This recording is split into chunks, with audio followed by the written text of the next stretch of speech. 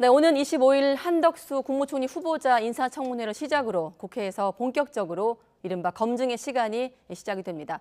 민주당이 송곳 검증을 벼르고 있는 가운데 검찰 수사권 폐지 법안을 둘러싸고 여야가 강대강 대치를 벌이고 있어서 지방선거 앞둔 전국은 당분간 이렇게 경랑에 휩싸일 것으로 전망되고 있습니다. 주요 전국 이슈, 오늘은 최진봉 성공회대 교수, 또 이종훈 정치평론가 두 분과 함께하겠습니다. 안녕하십니까? 안녕하십니까? 네, 이번 주 한번 쭉 거슬러 올라가 보니까 여러 단어가 있었어요. 인사테러, 암덩어리, 야반도주, 쇼윈도 부부 여러 가지 단어로 제목이 나왔더라고요. 그만큼 일이 많았는데 먼저 마무리된 새 정부 인선에 대한 평가를 두 분께 짧게 들어본다면 어떻게 평가하십니까? 뭐 두 가지 단어로 얘기가 되고 있죠. 서호남, 경육남 이렇게 돼 있는데 전체적으로 보면 이제 평균 연령이 좀 높고 남성이 많고 서울대 출신들이 많고 경상도 지역 출신들이 많다 이런 얘기들이 나오고 있습니다. 물론 뭐 윤석열 당선인이 능력만 있으면 된다라는 기준으로 선정했기 때문에 이렇게 됐다고 얘기하지만 뭐 인사청문회 과정에 여러 가지가 나올 거로 저는 보여집니다. 지금도 뭐 논란이 되고 있는 후보들이 있고요. 네. 과연 그 기준에 맞춰서 이렇게 된 거냐. 여성이나 30대나 이런 다양한 계층의 사람들이 좀 들어와서 일할 수 있는 기회를 주었으면 좋을 뻔했다라는 아쉬움이 있고요. 뭐 중요한 건 본인이 이제 지명한 사람들이 과연 청문회 과정에서 어떻게 여러 가지 얘기들이 나오느냐, 또 청문 보고서 채택 과정에서 어떤 문제들이 발생하느냐 문제에 따라서 윤석열 당선인에게도 부담이 될지 아니면 잘 넘어갈지 지켜봐야 될 것 같습니다. 네, 지금 화면에 최연소 후보자는 한동훈 법무부 장관 후보자로 30대 장관이 한 명도 없는 점, 그리고 여성이 적은 점, 또 호남 안배가 좀 적은 점 상대적으로 어떻게 평가하십니까? 네, 그러니까 뭐 한마디로 요약하면 통합은 없었다 이렇게 이제 볼 수 있는 거죠. 네. 인수위 시작하면서 뭐 경제 통합에 굉장히 방점을 둘 것처럼 이제 얘기도 했었고 또 이 새 내각 구성 관련해서는 전문성을 좀 강조를 하긴 했어요. 네. 그럼에도 불구하고 통합이라고 하는 것은 굉장히 중요한 그런 변수로 온 국민이 예의주시했는데 역시 좀 통합은 없었다. 조금 전에 말씀하셨듯이 이제 지역적으로 좀 편중돼 있고 그 다음에 세대별로도 좀 편중돼 있는 이제 그런 모습을 좀 취하고 있다. 더군다나 그 윤 당선인 같은 경우에는 대선 과정에서 30대 장관이 마치 여러 명 나올 것처럼 그렇게 또 언급을 한 바도 있는데 네. 그것도 약속이 안 지켜졌다. 이런 부분은 글쎄요. 그러니까 앞으로 뭐 인사청문회 과정에서도 좀 얘기가 나오긴 하겠습니다만 전체적으로 조금 균형이 조금 안 잡힌 그런 인선 결과가 아닌가 이렇게 생각을 합니다. 네, 약속하셨으니까 또 공동정부에 관련된 약속으로 넘어가겠습니다. 지금 뭐 보면 30대가 한 명이 없었다는 점도 눈에 띄지만 이른바 안철수계가 한 3번에 걸쳐 인선을 했습니다만 계속해서 안철수계가 실종하면서 삐걱거렸고 결국에는 이제 안 위원장이 이른바 일일 파업을 했고 하루 만에 이제 복귀하는 과정까지 있었습니다. 어떻습니까? 봉합됐다고 볼 수도 있겠습니다만 또 불씨가 여전하다 이런 시각도 있고요. 어떻게 보고 계십니까? 저는 뭐 불씨가 여전하다고 생각해요. 공동정부 정신 훼손될 만한 일이 있었지만 라고 뼈 있는 말을 하면서 임기에 복귀를 했죠. 그리고 임기를 끝까지 마치겠다고 했는데 아마 본인 입장에서도 임기를 못 마치고 나가는 것은 본인한테 도움이 안 될 거예요. 안철수 위원장 입장에서는. 그러면 다만 그럼에도 불구하고 그러면 이 문제가 완전히 해결돼서 안철수 위원장이 원하는 대로 모든 것이 갈 거냐? 저는 그렇게 보지는 않습니다. 일단 윤석열 당선인 입장에서는 취임도 하기 전에 이런 문제가 불거졌을 때 상당히 큰 부담이 될 수밖에 없어요, 정치적으로. 네. 또 여론에도 상당히 안 좋은 영향을 미칠 수 있고 아마 그래서 빨리 문제를 해결하기 위해서 찾아간 것 같고 그래서 만남이 이루어진 것 같고요. 서로가 필요해서 만남은 했고 서로가 필요해서 일정 부분 봉합을 했지만 완전히 모든 문제가 해결됐다고 저는 보지 않습니다. 만약에 윤석열 당선인이 취임하고 나면 조금 더 본인이 그립감을 세게 잡을 가능성이 있어요.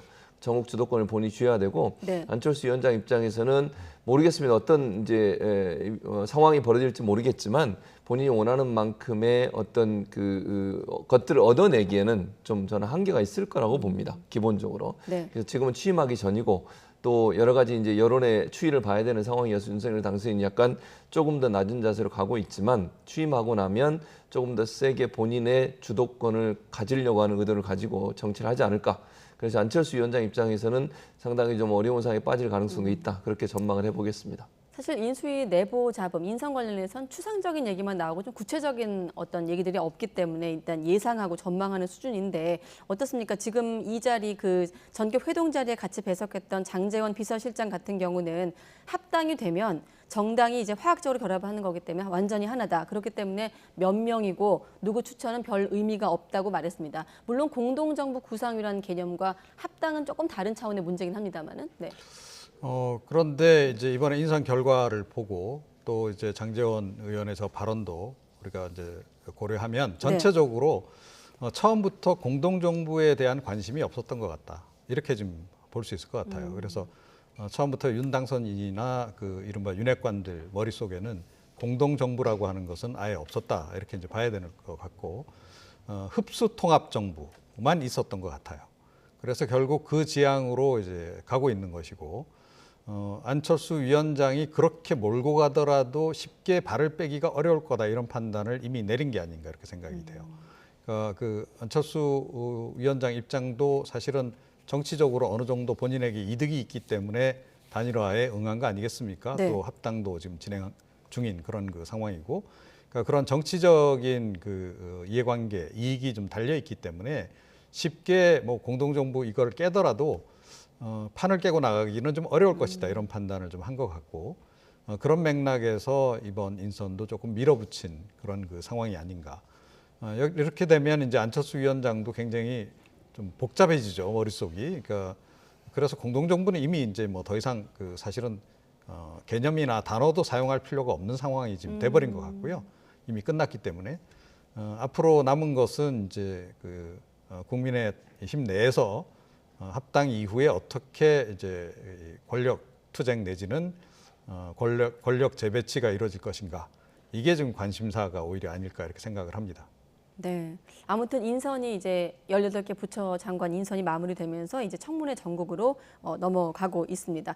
먼저 여야가 이제 한덕수 국무총리 후보자 청문회 일정이 잡혔거든요.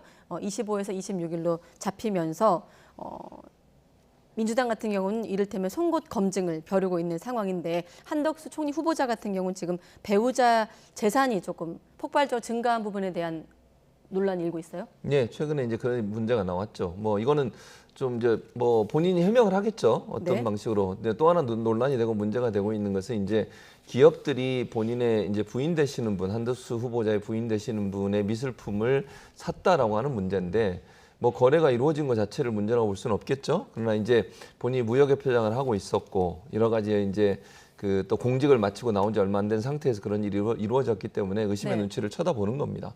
그래서 이제 그런 부분이 과연 적절한가 그런 부분이 얘기가 되고 지금 효성 부영 두 군데 이름만 나왔지만 나머지 부분은 지금 공개는 안 돼 있어요. 아마 민주당이 이 부분에 공개하라고 요청을 할 것 같고요. 재산이 이제 부인 재산이 좀 갑자기 많이 늘은 부분, 이 부분이 어떻게 해서 재산 증식이 이루어지는지 하는 부분에 대한 아마 해명 자료도 요청할 걸로 보여집니다. 그 부분이 이제 어떻게 해명되느냐에 따라서 여론이 움직일 가능성이 있고요.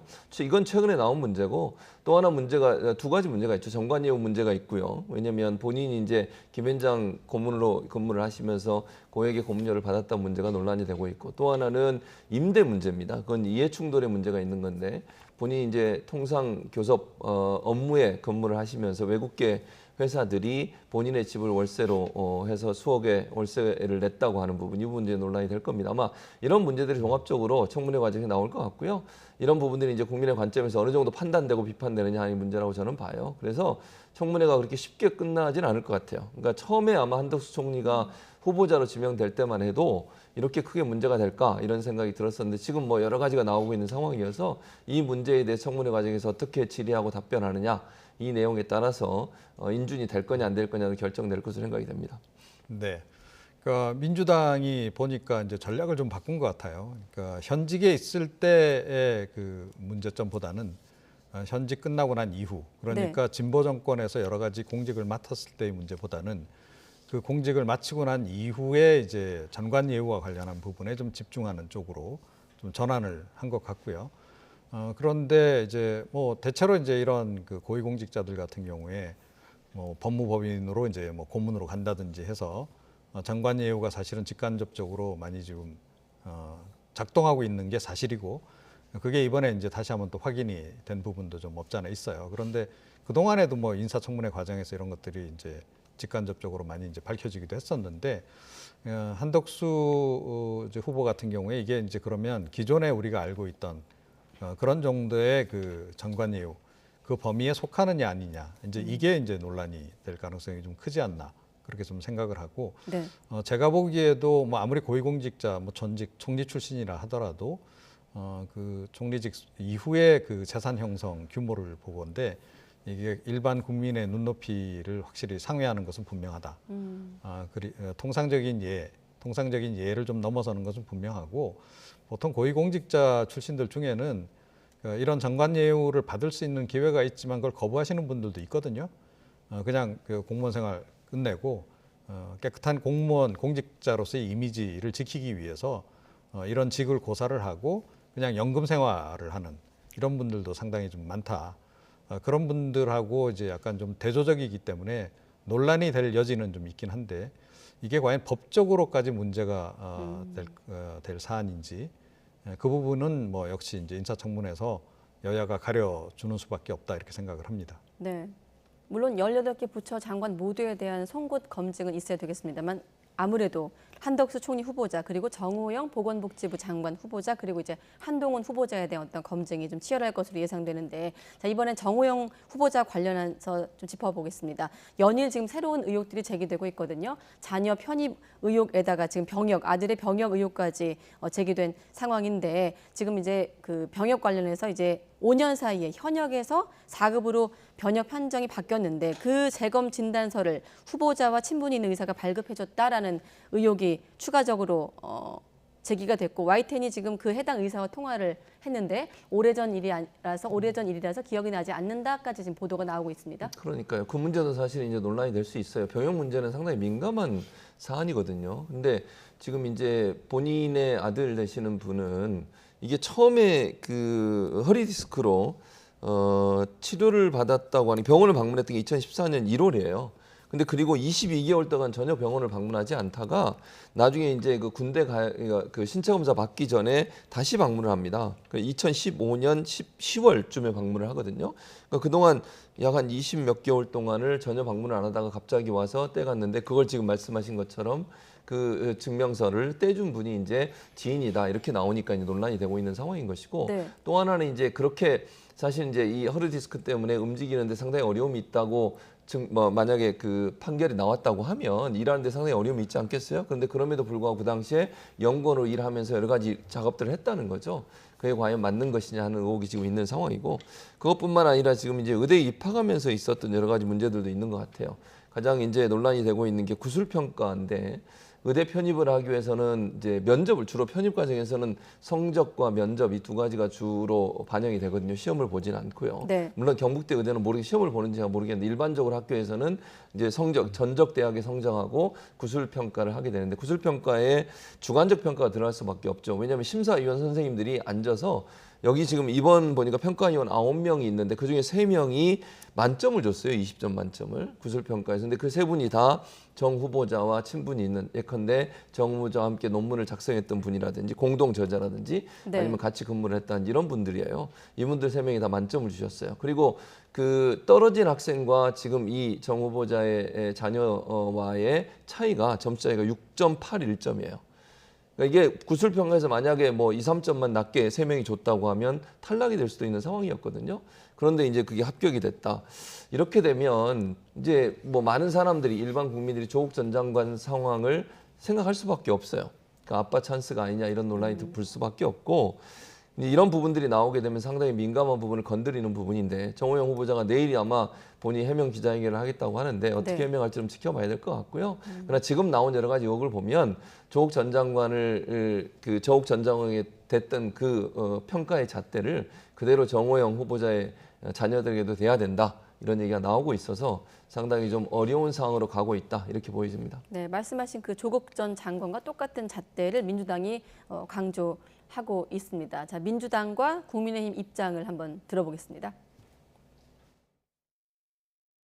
만약 윤 당선인이 조국 전 장관에게 적용했던 잣대를 자신과 측근에게는 적용하지 않는다면 국민이 나서서 심판할 것입니다. 청문회 절차를 지켜보고 그럼에도 불구하고 국민 눈높이에 맞지 않는다고 판단이 되면은 그때 가서 결정하도록 하고 만에 하나 뭐 청문회 석상에서 국민들께서 수긍하신다면은 뭐 또 그대로 진행되지 않을까 이렇게 생각이 듭니다.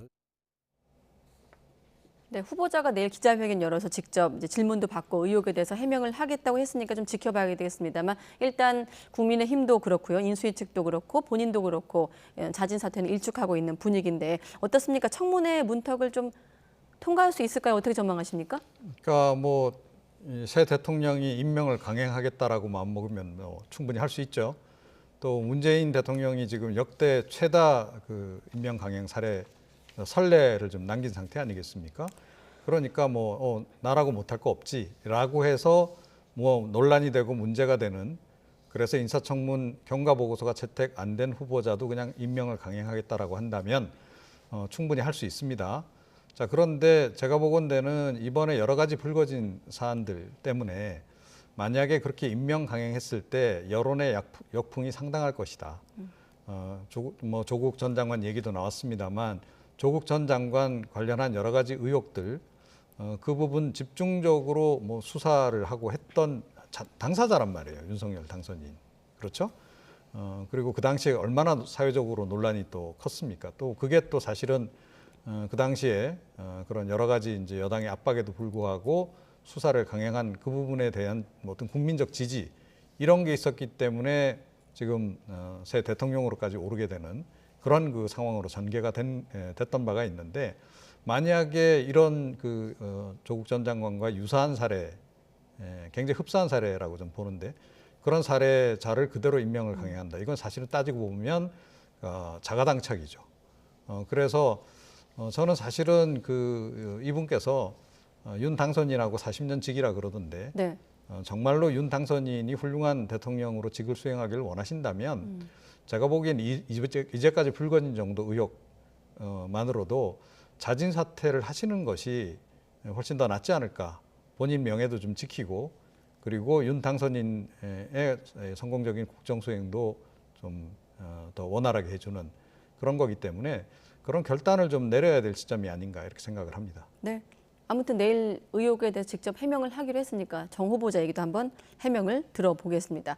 자, 그리고 이번 18개 부처 인선에서 또 가장 관심을 많이 받았다고 해야 될까요? 논란이 많이 일고 있다고 해야 될까요? 한동훈 법무부 장관 후보자입니다. 민주당 같은 경우는 낙마의 순위로 꼽고 있는 인물이고 그렇다 보니 또 국민의힘은 철통 방어에 나설 것으로 전망되고 있습니다. 어떤 얘기들이 오가고 있을까요? 한동훈 법무부 장관 지명은 국민에 대한 선전포고입니다. 신복을 앞세워 사정기관을 장악하고 무소불위 검찰 권력으로 공안 통치를 자행하겠다는 선언인 것입니다. 법무부와 검찰이 야합하면 고위공직자 인사는 검찰의 손아귀에 들어갈 것이고 모든 부처는 법무부의 감시와 통제를 벗어날 수 없게 될 것입니다. 검찰공화국의 완성입니다. 한동훈 법무부 장관 내정 이후 민주당은 히스테리에 가까운 반응을 쏟아내고 있습니다. 한동훈 후보자 당당하게 검증하십시오.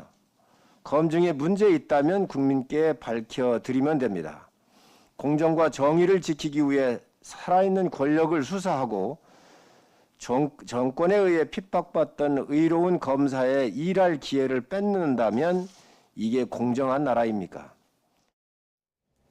네, 당선인의 최측근, 윤회 남자, 윤회관 중에 윤회관, 다양한 수식어를 안고 깜짝 발탁, 파격 인선됐습니다. 그 자리에서 또 유창한 영어 실력을 또 당선인이 강조하기도 했는데 사실 어떤 자리를 맡을 것이다 여러 전망이 있었습니다만 법무부 장관 자리는 좀 깜짝 인사긴 했어요. 어떻게 보십니까? 네, 그렇죠. 법무부 장관 임명될 줄은 몰랐죠, 사실은. 제가 볼 때 국민의힘에서도 상당히 좀 놀랐을 거예요. 저는 그렇게 보고요.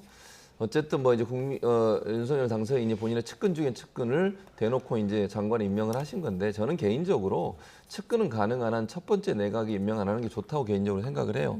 대부분 저 옆에서 가까이 있었던 분들이 자신이 도왔던 분이 대통령이 되시면 이선 후퇴를 하거나 좀 외유를 나가시거나 이러다가 들어오시는 경우들이 많지 않습니까? 왜냐하면 어쨌든 저렇게 측근이 되시는 분이 장관에 앉으면 지금 뭐 소통령이라는 얘기도 나오고 왕장관이라는 얘기도 나오고 있는 상황입니다.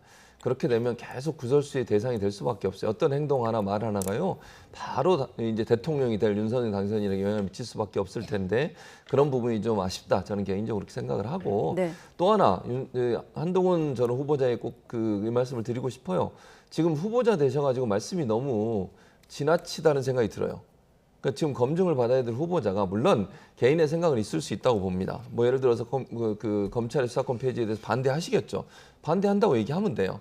그런데 그걸 너무 지나치게 강한 언어를 사용해서 얘기하는 것이 과연 지금의 상황에서 맞는 건지 잘 모르겠습니다. 그래서 그런 부분들은 좀 더 국민 앞에 겸손한 모습을 보이는 게 저는 필요하다고 생각을 하고요. 또 이제 한동훈 검사장이 지금 후보자에 대해서 여러 가지 의혹들이 나오고 있으니까 이 의혹은 청문회에서 밝혀질 거라고 봅니다. 지금은 뭐 어느 것도 단정적으로 얘기할 수 있는 상황은 아니지만 어쨌든 청문회 과정에서 본인의 여러 가지 관련된 또 부인 관련된 문제도 이해충돌 문제가 나오고 있어서 이 문제에 대해서는 아마 청문회에서 밝혀질 걸로 보여지고요. 그 상황이 어떻게 진행되느냐에 따라서 또 결정되지 않을 거렇게 생각합니다. 네, 앞서 한 후보자의 거친 발언은 아마 검수완박은 야반 노조다라고 말한 대목을 말씀하신 것 같은데 저희가 관련 발언들을 좀 모아놓은 게 있는데 보여주시고 말씀하신 대로 지금 검찰 민주당의 어떤 검찰개혁 검수완박 법안 발의 시점과 맞물리면서 후보자에 대한 어떤 인사청문회도 더욱더 쟁점이 되고 주목을 받을 것 같은데 어떤 점들이 좀 민주당이 이른바 송곳 검증으로 벼르고 있을까요? 이를테면 뭐 채널A 검언 유착 사건도 있고 고발 사주 의혹도 관련이 있고 우리가 지난 시간에서 많이 뉴스에 등장한 인물이기 때문에 그렇게 낯설지 않은 인물이기도 하거든요. 뭐 국정농단 사건, 조국 전 장관 사건 여러 가지 것들이 도마 위에 오를 것으로 보이는데 어떤 점이 좀 쟁점으로 부상하겠습니까? 뭐 이제까지 논란이 됐던 부분, 이렇게 무혐의 처리되고 이런 부분을 가지고 다시 인사청문회에서 거론해봤자 큰 실익이 없다 이런 판단을 할 거고요. 그래서 아마 이제 뭐 재산 문제라든가 조금 전에 이제 말씀하셨습니다만 그 부인 이해충돌 문제라든가 그런 부분들을 집중적으로 물고 늘어질 가능성이 좀 더 크지 않나 이렇게 좀 생각을 하고요. 이번에 그 한동훈 카드는 사실은 검수 완박에 대한 대응 카드 성격이 굉장히 강하다. 그렇습니다. 그래서 만약에 민주당이 이렇게 검수 완박에 대해서 이렇게 전면적으로 질주하는 그런 모습을 안 보였더라면 아마 윤 당선인도 이 한동훈 카드를 쓰지 않았을 것으로 전 봐요. 그런데 이 검수 완박을 실행할 가능성이 지금 굉장히 높기 때문에 그랬을 때 그러면 정상적으로 수사를 좀 진행시키기 위해서 어떻게 해야 할까를 고민했고 그런 점에서 굉장히 상징적인 인물을 지금 선택을 한 것 같다라고 저는 생각을 하고요. 민주당 지금 뭐 벌써부터 한동훈 때리기에 나섰는데 한동훈 때리면 때릴수록 한동훈은 더 커집니다. 그건 윤석열 그 당선인 사례에서도 경험했잖아요. 잘 생각해야 할 것이다 이렇게 저는 생각을 합니다. 네, 아까 재산 문제 말씀하셨는데 지금 최근에도 불거진 아직은 의혹 단계입니다만 1년 만에 전셋값을 이제 5억 원을 올리면서 임대차 보호법과 맞물리면서 또 논란이 일고 있는데 계약 갱신 청구권을 통해서 본인은 이제 연장을 했다. 사실 설명을 들어보면 상황적으로 그럴 법한 상황이기도 합니다만 아무튼 1년 만에 5억 원을 올렸습니다. 이 부분도 좀 사실관계를 좀 따져볼 부분들이 있을 것 같은데 이 문제도 청문회에서 좀 쟁점이 될까요? 당연히 쟁점이 될 수밖에 없죠. 지난번에 이제 박주민 의원 관련해서 논란이 한번 된 적이 있었잖아요. 임대차 법을 바꾸기 전에 바로 전에 9%를 올렸다 그래서 논란이 됐었는데 지금 한동훈 후보 같은 경우에는 계약 갱신 청구권을 사용하지 않아서 43%를 올렸네요. 5억 몇 천만 원, 지금 5억 한 3천만 원 되네요. 네. 전세금을 올렸는데 그분이 다른 분이 아니에요. 그러니까 기존에 살던 분이 본인 나가겠다고 했다가 잠시 후에 다시 들어오겠다고 해서 계약을 다시 했는데 그때 이제 43%를 올렸다는 거거든요. 그러면 물론 이제 본인 말씀처럼 법적으로 문제가 안 될 수는 있어요. 왜냐하면 이건 이제 임차인이 계약 갱신 청구권을 사용하느냐 안 하느냐의 문제거든요. 원래는 2+2라고 해서 2년 살고 다음 연장을 하게 되면 5% 이상 못 올리게 돼 있습니다. 네. 법적으로. 그러니까 지금 한동훈 지금 후보는 법적으로 전혀 문제 없다 이렇게 얘기를 하시는데 국민적 감정과 국민적 기준을 생각해 보셔야 돼요. 고위공직자가 법적으로 모든 게 문제가 돼서 다 문제가 되는 건 아니거든요. 뭐 법적으로 문제 없다고 피해갈 수는 있겠지만 박주민 의원도 법적으로 문제 없었어요. 법 통과되기 전에 했던 일이니까. 국민의힘이 엄청나게 비판하고 비난하고 그래가지고 얼마나 비난을 받았습니까? 한동훈 저는 후보자도 마찬가지예요. 공직자라고 하면 그것도 고위공직자잖아요. 국민들의 눈높이에 갈 맞느냐 하는 부분을 저는 봐야 된다고 생각을 하고요. 같은 분이 어쨌든 뭐 이유에 어쨌든 제가 자세히는 모르겠어요. 왜냐하면 이분이 왜 갑자기 나가려다가 안 나가고 다시 들어와가지고 계약을 했는데 43%나 올려주고 5억 몇 천만 원이나 올려주면서 다시 그 집을 계약을 했을까? 이 부분은 국민들이 볼 때는 너무 지나치다 이런 생각이 들 겁니다. 그 원래 법의 취지라고 하는 것이 같은 사람이 또 임차를 할 때는 많은 돈의 전세금을 올리지 않도록 하기 위해서 이렇게 만든 거잖아요. 임차인을 보호하기 위해서. 근데 그 법의 취지 자체를 상당히 훼손하는 행동이다. 법적으로 문제가 없을 수 있지만 국민들이 볼 때는 지나치다 이렇게 생각할 거로 생각이 됩니다. 네. 물론 두 분이 부동산 전문가는 아닙니다만 임대차 보호법의 어떤 폐해로 지적되는 부분 중에 하나가 이런 부분이기 때문에 좀 들여다볼 대목들이 있는데 설명을 들어보면 앞서 말씀드린 대로 그럴 수도 있는 상황이기도 합니다만은 청문회에서 어느 정도 좀 그런데 이 될까요? 모든 상황이라는 게 따지고 보면 문재인 정부의 실패한 부동산 정책이 낳은 결과예요. 아마 저는 이랬을 것 같아요. 그러니까 여기 전세 세입으로 사시던 분들이 이제 좀 다른 곳에 가서 우리가 살아보자. 네. 그래서 이제 집주인한테 통보하고 다른 곳을 막 알아봤겠죠. 그런데 아시다시피 뭐 집값이 엄청나게 올랐고 정확히는 본인 소유의 주택으로 들어가겠다고 뭐 예. 알려지고 있더라고요. 예. 뭐 하여튼 이제 본인 소유 주택이든 다른 이제 곳이든 간에 이게 너무 많이 올라버렸다는 거죠. 예. 그래서 이제 본인 주택 같으면 예를 들어서 본인 주택을 차라리 전세를 더 계속 주고 자기가 그냥 계속 전세 사는 게 나은지 아니면 자기가 입주하는 게 나은지 이거 비교해야 되는 거고 네. 또 그 집으로 입주할 수 없는 상황이 만약에 여러 가지 이유 때문에 못 됐다라고 했을 경우에는 그런 경우에는 다른 곳도 알아봤겠죠. 근데 강남 일대 집값이 그 사이에 엄청나게 올랐어요. 전세값도 오르고. 자, 이런 상황이다 보면 차라리 돈 좀 더 주더라도 그냥 여기 기존에 살던 데 그냥 계속 살자. 이렇게 결론이 났을 가능성이 제가 보기엔 개연성으로는 훨씬 더 좀 많은 건데 네. 법적으로 문제가 없는 것을 이제 법적으로 문제 삼을 이유는 없죠. 그런데 물론 이제 국민들이 일반적인 서민들이 보기엔 상당히 좀 정서적으로 받아들이기 좀 어려운 측면이 있는 건 분명하다. 그 점은 이제 인사청문회 과정에서 당연히 민주당 쪽에서 지적을 할 텐데 네. 이게 과연 결정적인 결격 사유가 될 것인가 그렇게 보이지는 않는다 이렇게 생각합니다. 네. 앞서 평론가님께서 한동훈 법무부 장관 후보자 지명은 검수완박에 대한 어떤 맞불 성격이 있다고 말씀하셨는데 이번엔 검수완박 법안 관련한 쟁점으로 넘어가겠습니다. 자, 민주당의 이른바 검수완박 법안의 속도가 나고 있습니다. 당론 채택 사흘 만에 이제 172명 의원 전원 명의로 발의가 됐습니다. 지금 강행 처리 좀 과정을 지켜보고 어떻게 보고 계십니까? 일단 뭐 민주당에서는 이걸 이제 처리하겠다고 추진을 하고 있는데 모르겠어요. 여러 가지 이제 중간마다 그 단계들이 있어서 그 단계들이 잘 추진이 돼서 정말 계획대로 될지는 아직은 저는 미지수라고 생각을 합니다. 가장 이제 가장 큰 관문 중에 하나가 국회의장이에요.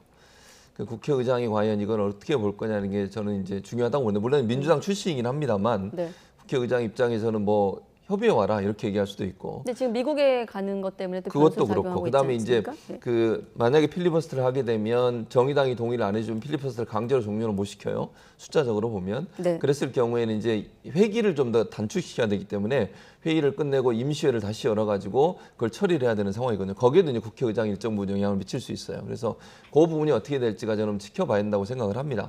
박병석 의장 입장에서는 여러 가지 고민을 할 수 있을 것이고 네. 그냥 민주당 의견을 일방적으로 받아줬을 때 올 수 있는 여러 가지 이제 부작용도 있을 수 있기 때문에 본인 입장에서 고민이 많을 거기 때문에 제가 볼 때는 이건 좀 지켜봐야 될 것 같아요. 그러니까 지금의 민주당이 원하는 스케줄대로 완전히 끝날 거냐 하는 부분은 저는 아직까지는 확정적으로 얘기할 수 있는 상황은 아니다. 다만 민주당은 이번 정권 안에 이 문제를 해결하겠다라고 얘기를 하고 있고, 그러니까 취임 전에, 그러니까 윤석열 당선인 취임 전에 문재인 대통령의 임기 안에 수사권 폐지를 하고 그리고 3개월 동안 유예 기간을 두고 여야가 합의해서 그러면 이 수사권을 어디로 넘길지 새로운 어떤 기관을 만들면 어떤 형태의 기관을 만들지 하는 부분에 논의를 해서 그 기관을 새로 만들고 거기에 수사권을 넘겨주는 그런 방식으로 하겠다고 얘기를 하고 있는데 말씀드린 것처럼 네. 좀 지켜보는 게 필요하다 이렇게 생각합니다. 네, 말씀하신 대로 지금 정의당의 입장 포함하고 또 박병석 국회의장의 어떤 해외 순방 변수가 등장했는데 어떻게 좀 전망하십니까? 민주당 같은 경우는 지금 28일까지 입법을 완료하겠다는